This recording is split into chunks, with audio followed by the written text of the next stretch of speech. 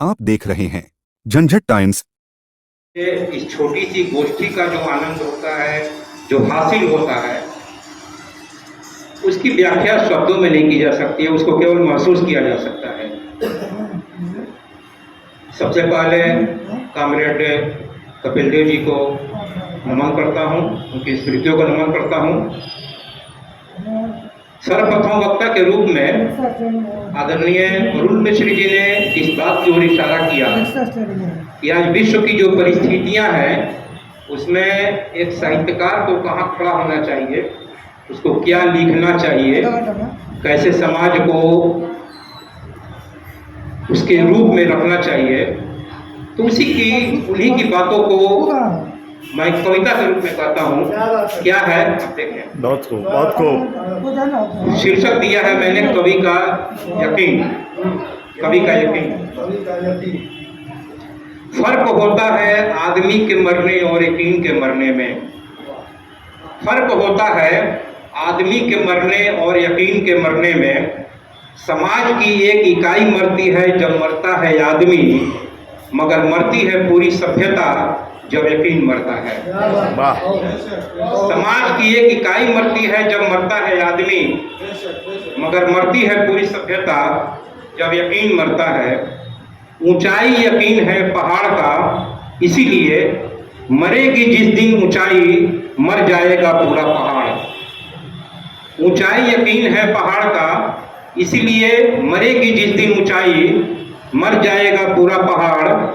गहराई यकीन है समंदर का, इसीलिए गहराई के मरते ही समंदर की हो जाएगी मृत्यु। इसीलिए गहराई के मरते ही समंदर की हो जाएगी मृत्यु। खामोशी यकीन है हमारे तुम्हारे बीच अलौकिक रिश्ते का।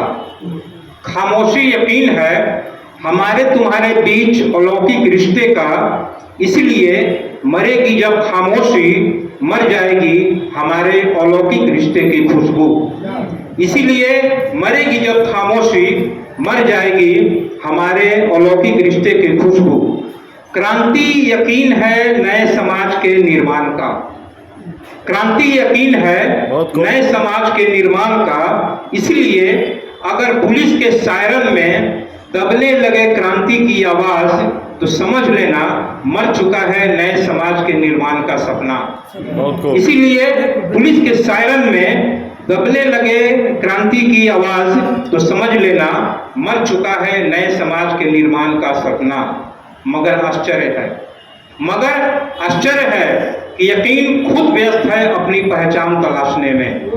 मगर आश्चर्य है कि यकीन खुद व्यस्त है अपनी पहचान तलाशने में। औरत बलात्कारियों के बीच अपने औरत होने का यकीन ढूंढती है।